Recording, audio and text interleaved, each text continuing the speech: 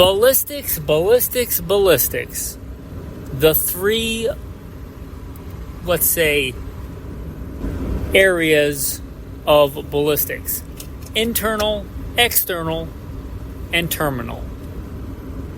That is what we are going to talk about today on Gunfighter Life. Welcome to the podcast where we talk about guns, gunfighting, tactics, ballistics, the right way, with God at the center. Blessed be the Lord my rock, who trains my hands for war and my fingers for battle. Bio is in the show notes. Don't forget to like, subscribe, leave a review of the podcast, and if you listen regularly and you want to support the podcast, consider becoming a patron. Okay. Ballistics.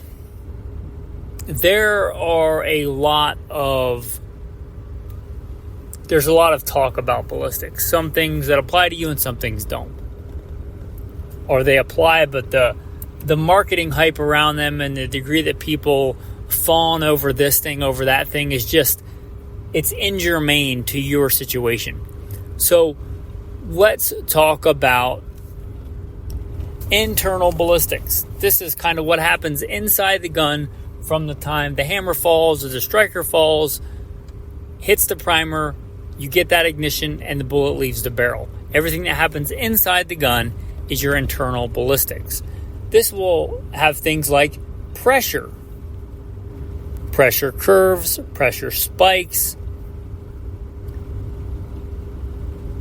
things like the bearing surface of the bullet, or right at the very end, the crown of your rifle barrel.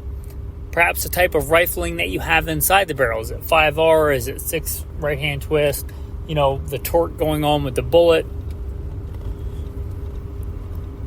Stability, gyroscopic stabilization, that's important when the bullet leaves the barrel, but it gets imparted when that bullet is inside the barrel. That is all going to be your internal ballistics. Now, all of this will be a little bit different for hand loaders, but I think internal ballistics really, for the most part, people that, are concerned about this are reloaders. Most of this stuff is hashed out before, you get that over-the-counter ammo, that over-the-counter 30-06 ammo, and put it in your Remington 700 or your Winchester Model 70. But it's important to kind of understand. Now, once the bullet leaves the barrel, you have your external ballistics.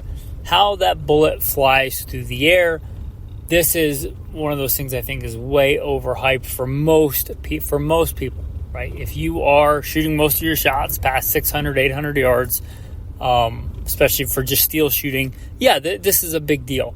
But ballistic coefficient, this is a fancy term for how well that bullet flies through the air. How aerodynamic is it? If you think of like your old deuce and a half military truck or a Willys Jeep versus a Porsche or, a Shelby Cobra.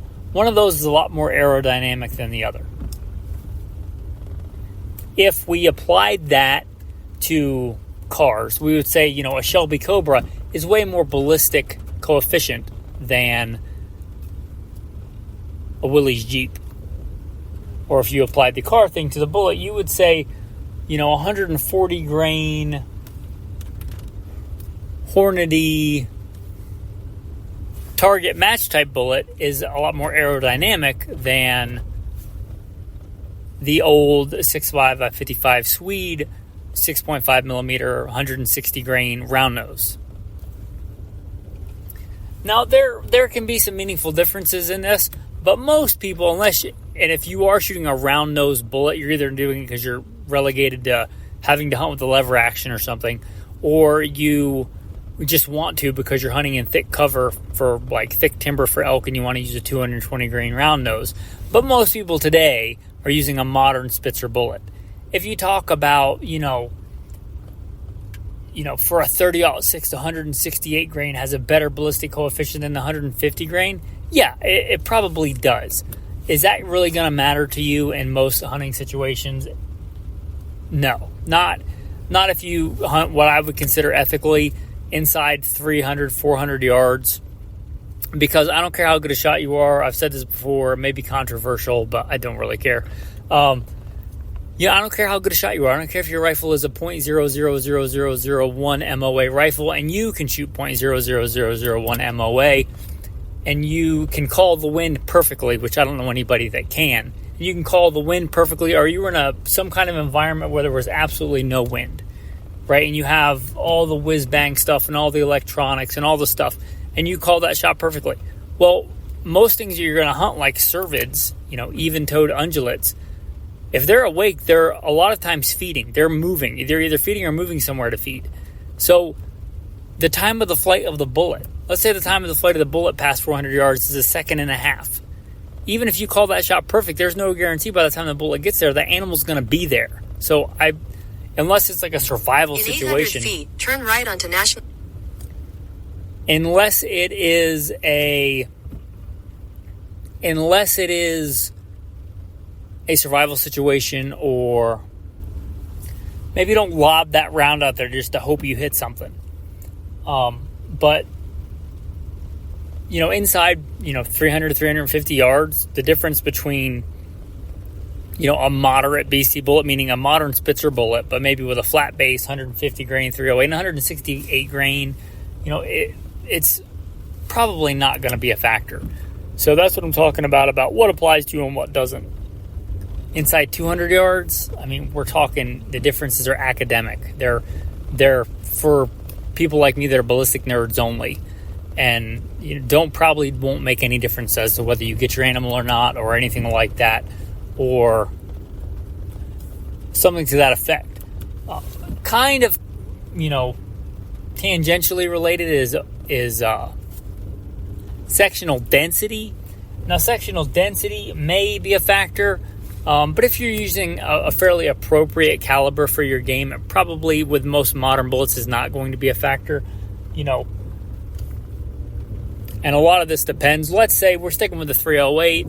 Let's say that you're shooting, you're hunting elk. And yes, 308's a fine elk cartridge. It's maybe not the best, but it's a decent one. You're shooting either 150 grain or 180 grain. The difference in trajectories and ballistic coefficient and all that, probably not a factor, I'm going to be honest. But sectional density, that 180 grain, is going to give you a better sectional density. So the ability for that object to penetrate, assuming there are similar designs. Let's say we're going with a fairly low-tech modern bullet, cup and core. I'm not saying you should do this, but unbonded, cup and core type bullet. You're probably better off in that scenario with elk with 180 grain than 150 grain. Not saying you can't kill an elk with 150 grain, but the sectional density, which is that object's ability to penetrate, depending on the shot angle, the quartering of the animal, you might be better off with that higher sectional density. So that's a external ballistics thing that might apply to you. But be careful with that, because maybe that with a regular cup and core bullet, that 180 grain is a better choice. But maybe you can find a bonded bullet in 150 grain or 165 grain, but that's a bonded bullet that, even though it starts out with a lower sectional density, it will maintain its integrity and penetrate deeper. We'll get into that maybe more in the terminal part of this. But the sectional density. And I say tangentially related because in general, if you can get outside of this, right, you could use a round nose bullet or a flat nose bullet that has a horrible ballistic coefficient, like a wad cutter or semi wad cutter, but has a high sectional density, right?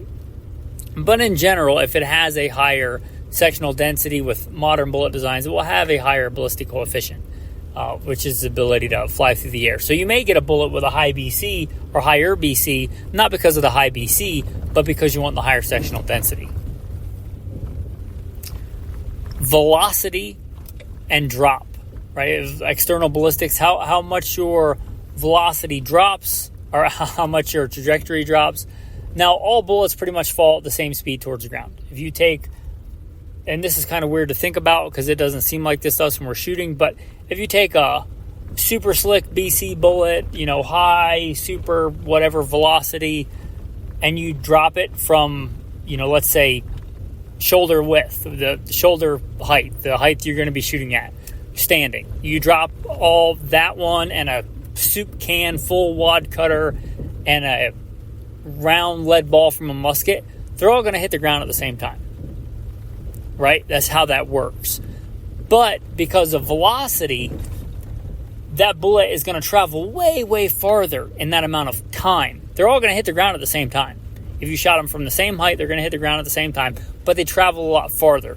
So we would say it has a flatter trajectory. And there's different things that are involved with that, but that flatter trajectory and that higher velocity, force equals mass times velocity squared. So two things to get that energy. You're either going to get the mass of the bullet higher or you're going to get the velocity higher.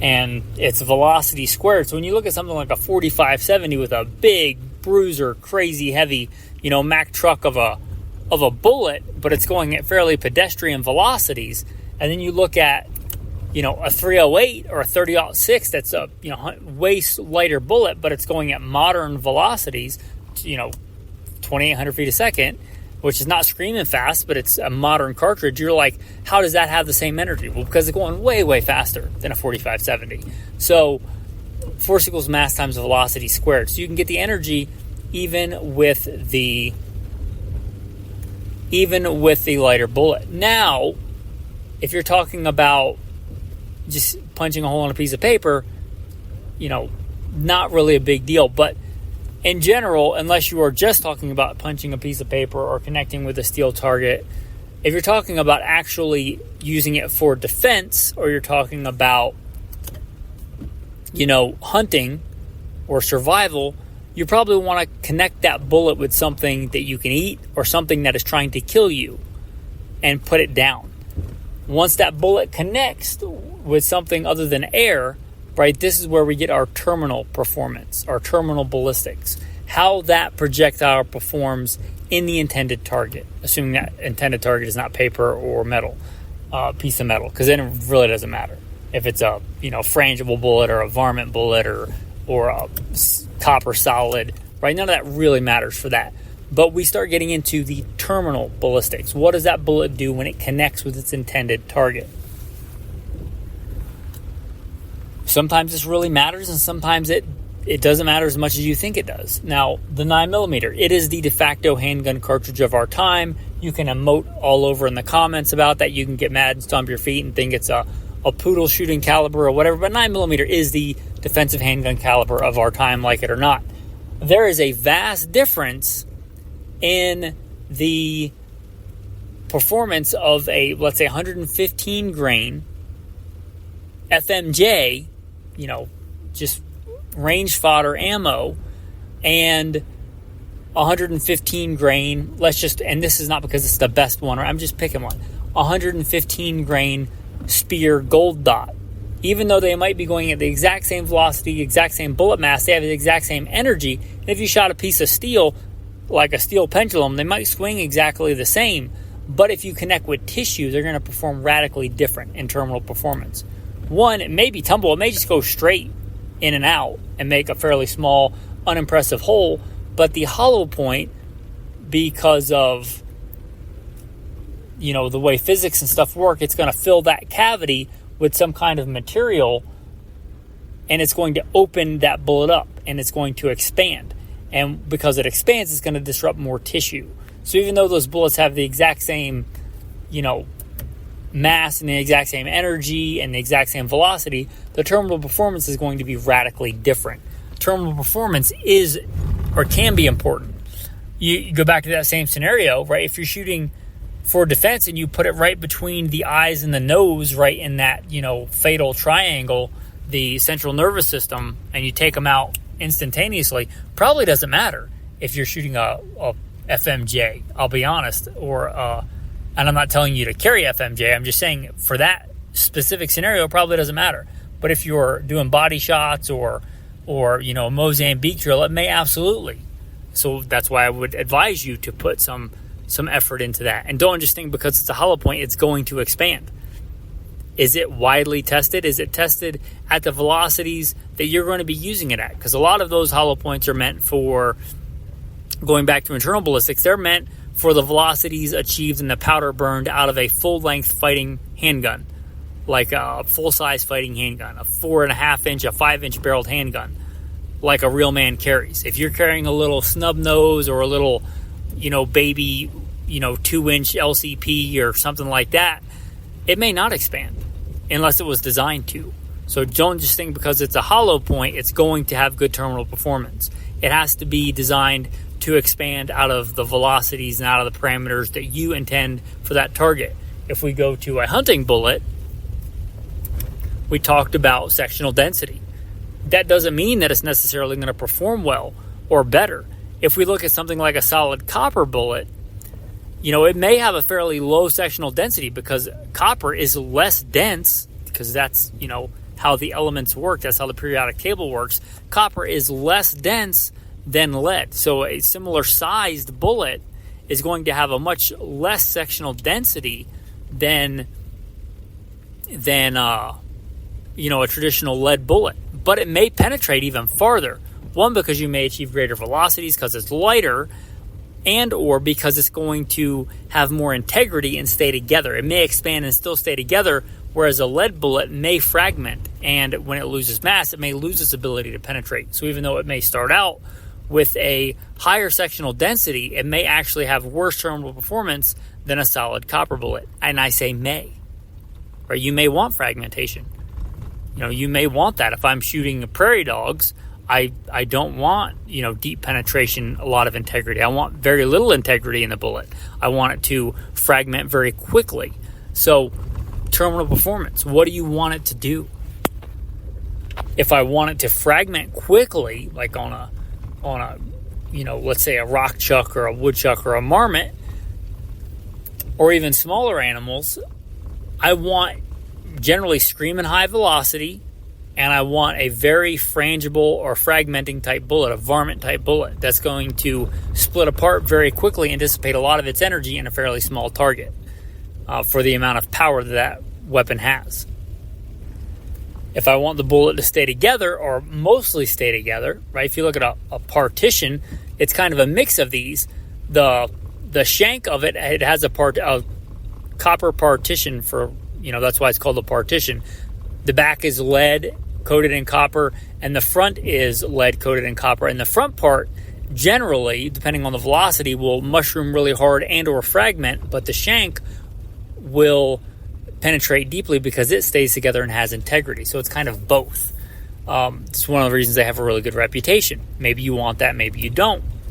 So terminal performance, what do you want the bullet to do? You could have a bullet that looks exactly the same on paper and or external ballistics. It groups really well, it shoots really tiny groups, but is a horrible choice. We see this a lot with a lot of the popular, I would say we see it more than we should, with a lot of the more popular target calibers. And I like 6.5 Creedmoor. 6.5 Creedmoor can be a good hunting caliber. But unlike a 30-30, where most of the ammunition you're going to get is made for hunting, a big portion of the ammo that you're going to find for a 6.5 Creedmoor is made for target application. I'm not saying it won't kill a deer, but it wasn't designed for that. It was designed for shooting targets. So I think a lot of that, stigma and people, bad-mouthing the 6.5 Creedmoor, which doesn't make a lot of sense if you look at it as far as the numbers, because nobody really bad-mouths the 6.5 by 55 Swede or the 260 Remington, but a lot of the 6.5 Creedmoor ammo is made for targets. Again, it's made to punch holes in paper, shoot little tiny groups, or to hit steel at long range. That's great. That's what it was designed for. Not necessarily designed for great terminal ballistics.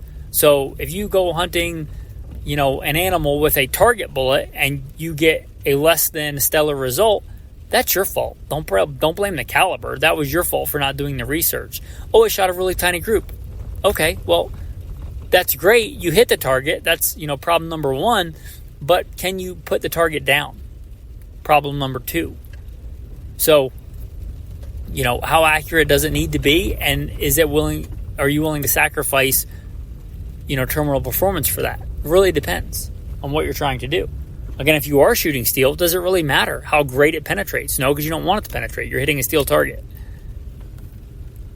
I think this goes with people just looking at one thing and seeing that something can be done, like somebody shooting a steel target at 1,000 yards. Cool. That's not hunting. So terminal performance, you have to pair all of these. What is important to you as far as internal ballistics, what's important to you as far as external ballistics, and what's important to you as far as terminal performance. I'm going to do a little case in point here to wrap it up. A really good caliber, crossover for deer size game and going down into varmints. 243, great coyote caliber, great deer caliber. I don't care who says it's a baby caliber. It's a fine deer caliber. However, you could use vastly different bullets. If I'm shooting a coyote, I might go down to a 55 grain, highly frangible, screaming high velocity, 3,300, 3,400 feet a second, 55 grain bullet, screaming high velocity with a thin jacket, because I want that bullet to rip apart inside the target. It's a fairly small target for as powerful as that cartridge is. I would not, unless it was a survival scenario, I wouldn't pick a 55 grain bullet, lead cup and core, unbonded, simple bullet like that. I wouldn't pick that for hunting deer. I would probably go with a bonded bullet, or I much either go with a 100 grain bullet that's cup and core, because it's lower. I might go for, if I was hunting deer with that, a heavier for caliber, let's say 100 grain traditional cup and core. That'll do fine on deer.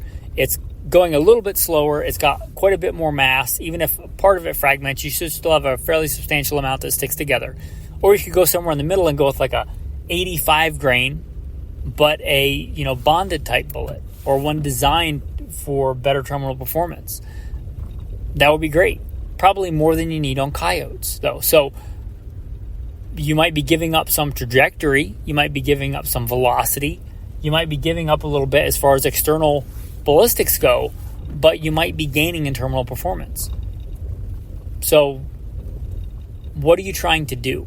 Think about the 3 layers of the ballistics there. So I hope this was, a good episode for you guys. Maybe you guys knew all of this and it's a good reminder, but not everybody popped out of their mom with a ballistics manual, with a ballistics calculator and knowing all this stuff. We learned it along the way. So a lot of stuff today is marketing. And even if it's true, does it apply to you? Something can be really good but doesn't apply to you. Figure out what's important and what's germane, what's applicable to your scenario. What in the internal ballistics, external ballistics, and terminal performance realm is important to you. I appreciate you guys. I appreciate all that you do. Appreciate you listening, and especially the patrons that step up and support.